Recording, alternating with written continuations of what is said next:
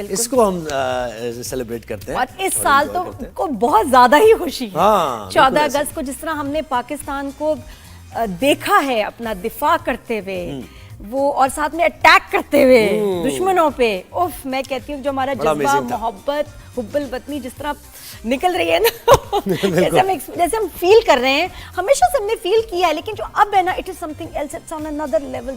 बिल्कुल कारनामा इस जनरेशन अच्छा, क्या कारनामा है वो जरा हम रॉयटर्स क्या कह रहा है थोड़ा आराम से बता देते हैं, फिर गेस्ट से भी बात करेंगे। पाक भारत जंग में भारतीय राफेल गिराए जाने पर बरतानवी खबर रसां एजेंसी रॉयटर्स का आप सबने नाम सुना होगा। इतनी यानी इससे ज्यादा ऑथेंटिक फुटेजेस यहां से मिलती हैं, इनकी रिपोर्ट्स ऑथेंटिक होती हैं, तो रॉयटर्स ने भी तफसीली रिपोर्ट जारी की है। अच्छा, वो रिपोर्ट क्या है जरा सुने आप।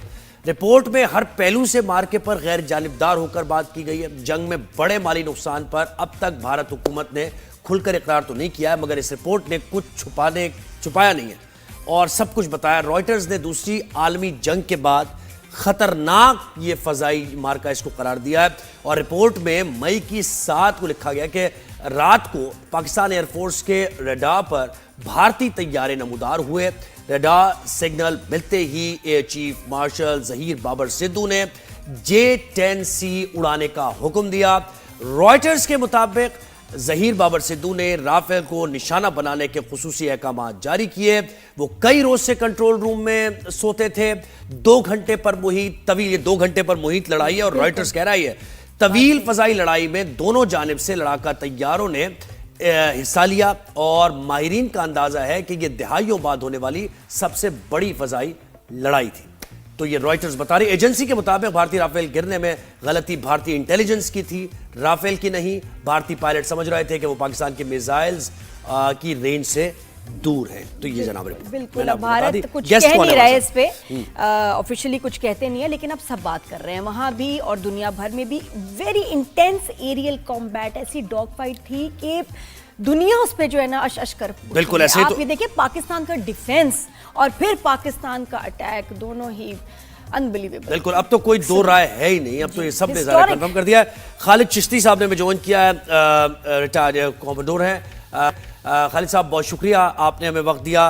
रॉयटर्स की रिपोर्ट आपने भी देखी होगी, पढ़ी होगी, बस इस पर आप बताएं क्या क्या कहते हैं। हमने तो थोड़ी सी चीजें उसकी बता दी हैं। Good morning sir. जी अस्सलाम वालेकुम जी, देर आपको गुड इवनिंग कनाडा। मैं एक्चुअली कनाडा पे हूँ और एयरपोर्ट की तरफ जा रहा हूँ, तो इसलिए मैंने आपको बीपर की रिक्वेस्ट की।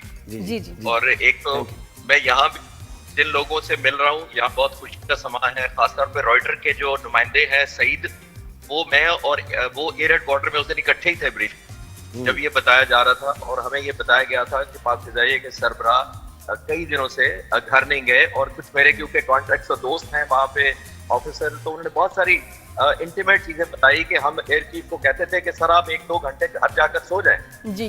तो वो ये कहते थे कि मैं घर जाकर कैसे सो सकता हूँ जब मुझे ये पता हो कि मेरे मुल्क पर हमला होने वाला है। तो आप उनकी मोटिवेशन का अंदाजा लगा सकते हैं कि उनकी क्या कमिटमेंट थी। वहीं पर वो सोफे या कुर्सी पर ही सोए रहते थे, जब भी मौका मिलता था आधा घंटा। ये मुझे लोगों ने बताया, क्योंकि वो लीडिंग फ्रॉम द फ्रंट जिसको कहते हैं, वो चाहते थे कि कोई चांस ऐसा मेरी नजर से या मेरी गैर मौजूदगी में ऐसा ना हो जाए कि मुल्क के लिए नदामत का बायस बने।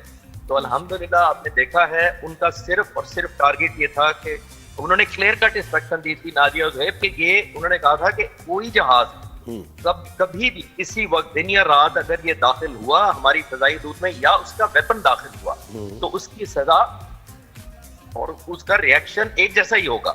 और उसी को ज़हन में रखते हुए इन्होंने ऑर्डर दिया हुआ था कि अगर ये जहाज जब हम पर अगर हमलावर हुए और ये मुड़ भी गए अपने इलाके में, तो हम इनके इलाके में जाकर मारेंगे, हमला करेंगे ताकि हमने बदला लेंगे। तो ये हिस्टोरिकल फाइट इसलिए भी गिनी जा सकती है कि ये दुनिया में आज तक तकरीबन 195 किलोमीटर दूर का दुश्मन के जहाज को निशाना नहीं बनाया गया।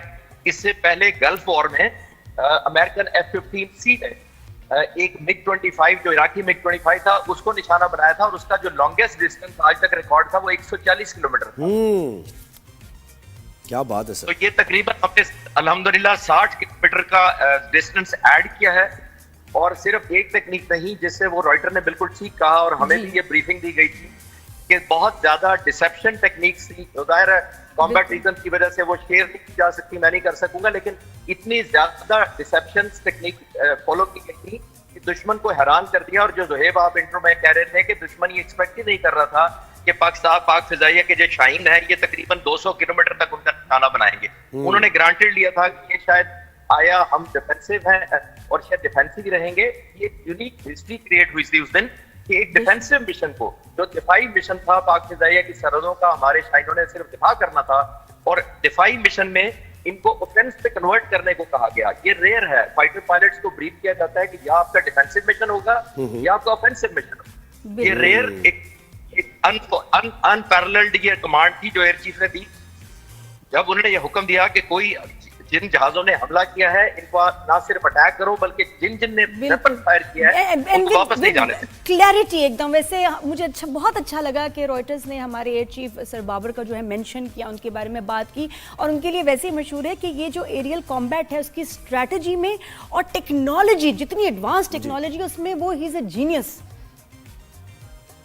जी मारिया, बिल्कुल आपने ठीक कहा कि वो मैं 3.5-4 साल से उनका देख रहा हूँ। हर एयरफोर्स चीफ जाहिर अपनी अपनी समझ और विजन के हिसाब से कंट्रीब्यूट करता है, लेकिन जितना टेक्नोलॉजिकल एडवांसमेंट में पाक फिजाइया में अब काम हुआ है, टेक्नोलॉजी तो अब बिल्कुल वो 50-50 हो गया ना।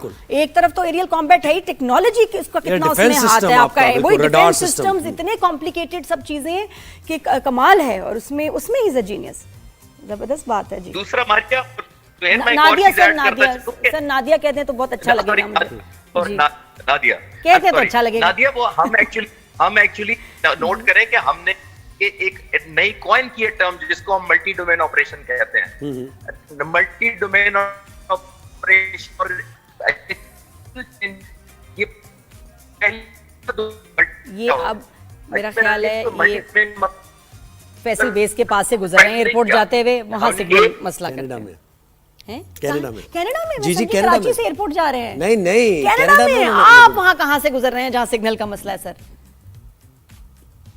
हेलो नहीं आप कनाडा में अभी ठीक सिग्नल्स ड्रॉप हो रहे हैं और आप बड़ी इंपॉर्टेंट बात भी कर रहे थे और बड़े आपसे सवाल भी है, लेकिन हम दोबारा कनेक्ट करते हुए आप जरा दोबारा इनसे राब्ता। अच्छा, वो यही बता रहे हैं कि जैसे ज़हीर बाबर सिद्धू की आपने बात की कि वो बड़ा एक तो प्रोफेशनलिज्म उनके अंदर बहुत ज़्यादा है, और ये जो डिफेंस सिस्टम से मुताल्लिक उन्होंने जितना भी ये प्लानिंग्स की हैं और उसके बाद पाकिस्तान ने इन्वेस्ट किया है इसके ऊपर, और जो फिर कारकर्दगी नजर आई हमें पाक इंडिया वॉर में, क्योंकि हम एयर कॉम्बैट के बारे में क्या जानते हैं, जहाजों का शौक बड़ा है, लोगों को बड़ा जुनून है, लेकिन क्या होता है एयर शोज होते हैं उसमें हम बस देख लेते हैं आपके जी क्या क्या कमाल हो गया, ये परफॉर्मेंस, ये जहाज ये कर सकता है, वो किया, एक्रोबैटिक्स टाइप जो भी होते हैं, हमने सिर्फ वो देखे या वीडियो गेम्स में देखा है या खबरें सुनी है या पुराना माजी का हमारे पास कुछ ना कुछ जो डेटा डिफेंस डे पे और उस पे हमने बस वो देखे हैं कुछ। एक्चुअली जो हमने देखा, this is a very big blessing in disguise कि पता चला कि पाकिस्तान की एयरफोर्स की पोटेंशियल क्या है, हमारे पायलट्स। खालिद साहब ने एक बार फिर ज्वाइन किया। खालिद साहब आवाज आ रही है आपको? जी मुझे आ रही है जी। अच्छा आ रही है जी। मुझे ये भी एक चीज कि 110 लड़ाका तैयारों ने हिस्सा लिया इसमें। 110 वाकई, मतलब ये तो फजा में एक 125 जी फरमाइए। नहीं आ रही है आपकी आवाज। 125 जी मैंने कहा 125 जेट्स ने हिस्सा लिया है उस दिन रात को 12 बजे। हमारे जेट्स की आप बात करें? हमारे नहीं टोटल उस वक्त फिजा में 125 जहाज थे, तकरीबन 42 हमारे थे और 90 के करीब हिंदुस्तान के थे, और सारे के सारे बियॉन्ड विजुअल रेंज मिसाइल से लैस थे, जिसका मतलब ये है कि 125 जहाज जो टोटल। लेकिन मुझे सर ये बताएं तो हैरानी कि हमारा एक भी एयरक्राफ्ट को हमारे नुकसान नहीं हुआ, कितनी मैन्यूवरिंग हुई होगी, कितना डिसेप्शन हुआ होगा। अच्छा, तो वो एक को भी नहीं हिट कर सके। और कुछ एयरक्राफ्ट होते हैं जो राफेल को प्रोटेक्ट कर रहे होते हैं, वो भी खड़े होते हैं, यानी ये हैरत अंगेज बात है, हमने गिरा दिए। जी बिल्कुल आपने सही कहा, लेकिन मैं आपको ये कंफर्म कर सकता हूं नादिया और ज़ुहैब कि ये अल्हम्दुलिल्लाह पाक फिजाइया 3 साल से राफेल को टारगेट करके तैयारी कर रही थी। अच्छा, सही, ठीक है। वो 3 साल से उसको टारगेट करके स्पेसिफिक टू राफेल शूटिंग की तैयारी कर रहे थे, तो अल्हम्दुलिल्लाह इसलिए हो पाया है सारा। और यानी खैर आप बता रहे तो वो तो एक नहीं पता, लेकिन कैसे, यानी क्या तैयारी हो रही थी और राफेल को कितना प्रोटेक्ट करके रखा जाता है, ये अच्छा चलें ये बताएं आप, राफेल को कैसे उन्होंने प्रोटेक्ट किया होगा मुमकिन तौर पर? जी जोहेर, होता ये है कि आप उसकी सारी फ्रीक्वेंसी और उसकी जो टैक्टिक्स हैं, उसके जो रेडार की एवियोनिक्स है, उसकी जो मिसाइल की रेंज है, उसको ग्राउंड पे स्टडी करते हैं पहले, और फिर उनके काउंटर टैक्टिक्स तैयार करते हैं और स्ट्रैटेजी तैयार करते हैं, और फिर आप नियर वॉर लाइक सिनेरियो में प्रैक्टिस करते हैं। पिछले साल हमने एक एक्सरसाइज की थी 26 मुल्कों के साथ, इंडस शील्ड एक्सरसाइज होती है जो पाक फिजाइया में हुई थी इधर बेसिस पर, तो मैं उसमें गया था। तो मैं उस दिन हैरान हुआ कि एक तरफ से कोई 75 जहाज आ रहे थे हमला कर रहे हैं, दूसरी तरफ से 50 जा रहे थे। तो पाक फिजाइया के जो शाहीन है ये सब के सब यूज्ड टू होते हैं पीस टाइम में, इनके लिए ये कोई सरप्राइज नहीं था कि ये जहाज उधर से 70 आएंगे तो क्या होगा, और अगर ये वेपन्स कौन से लेकर आएंगे। तो अल्हम्दुलिल्लाह हम रियल टाइम में प्रैक्टिस पाक फिजाइया के ये पायलट जो है वो करते रहते हैं, तो उनके लिए ये न्यू नॉर्मल है अल्हम्दुलिल्लाह। कोशिश ये करते हैं कि उनको ऐसा कोई सरप्राइज या शॉक ना मिले, और उसके अंदर वो इंटीग्रेशन होती है। मैं एक और चीज ऐड करता चलूं कि इस सिर्फ फाइटर जहाज नहीं उड़ते, उनके पीछे एयरबोर्न अर्ली वार्निंग होता है, उनके साथ जैमर्स होते हैं, सरफेस टू एयर मिसाइल जमीन पर उनके लिए अलर्ट काम कर रहे थे, यानी इंटीग्रेटेड होते। आजकल इसको कहते हैं ऑर्केस्ट्रेट करना, जैसे म्यूजिक को आप ऑर्केस्ट्रेट करते हैं, मुख्तलिफ इंस्ट्रूमेंट चलते हैं एक रिदम में, एक सीक्वेंस में, और नेट रिजल्ट पेश करते हैं, या उस तरह ये जहाज भी आजकल ऑर्केस्ट्रेट करते हैं कॉम्बैट को। और जो हिंदुस्तान का और पाकिस्तान का आई विश सर वो हम कभी देख सके वीडियोस, ये तो एक ख्वाब है, ख्वाहिश है। साहब बहुत शुक्रिया आपने सर, हमारी तो आप ट्रैवल कर रहे थे उसके बाद भी आपने हमें वक्त दिया। और सर ये ऑफिसर्स थे, पता है ये यंग एयरफोर्स के फाइटर पायलट्स थे, अभी जो officers the cream of air force वो तो अभी आगे आई नहीं थी। देखिए तो अब जब माशाल्लाह हमारे जवानों का ये फजा में होंगे, तो तभी तो रॉयटर्स कह रहा है कि वर्ल्ड वॉर के बाद ये सूरत हाल बनी और पाकिस्तान ने जिस तरीके से टॉप गन में तो डॉग फाइट देखी है, ये रियल जो डॉग फाइट थी दुनिया ने देखी है। What an incredible air combat. एक ब्रेक के बाद हम वापस आते हैं, बिल्कुल टाइम खत्म हो गया है, वापस आते हैं। मैं घंटों बात कर सकती हूँ इस पे। ब्रेक लेते हैं। Keep watching, good morning.